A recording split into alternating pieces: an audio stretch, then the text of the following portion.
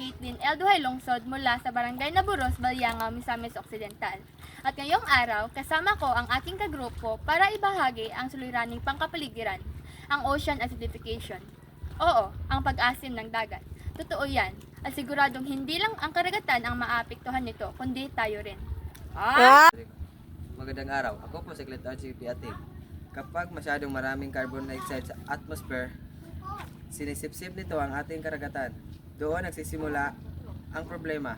Bumababa ang pH level ng tubig dagat. Ito ay nagiging acidic. Akala natin simple lang. Pero dahil dito, natutunaw ang mga shell ng mga lamang dagat gaya ng talaba, corales at maging ng mga plankton na pinagmumulan ng pagkain ng mas malaking isda. Ang apekto, paunti-unting naapektuhan ang kabuhayan, pagkain, at kalikasan mismo. Magandang araw, ako po ay si Nikisha Brel Piliña Reyes. Sa aming barangay, ilang taon na namin napansin ang pagbaba ng huli ng mga isda. At minsan, sa isang buong araw sa laot pero wala nang mahuli. Sabi nila, nagbabago rin ang klima sa ilalim ng dagat. At ngayon, intindihan namin ang epekto pala ito ng ocean acidification. May mga clean-up drive ang lokal na pamahalaan.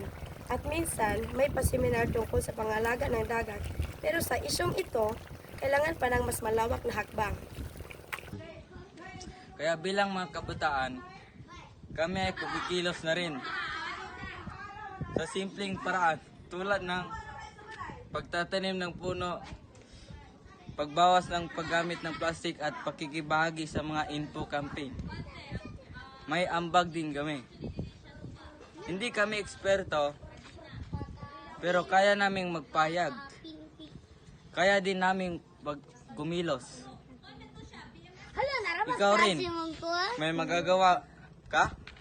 Lahat tayo ay may papel sa pagliligtas ng karagatan. Ang dagat ay hindi lang tubig. Ito ay pagkain, tahanan at buhay. Kapag ito ay napapabayaan, Darating ang araw na hindi na siya mananahimik. Kumilos na tayo para sa kinabukasan ng karagatan.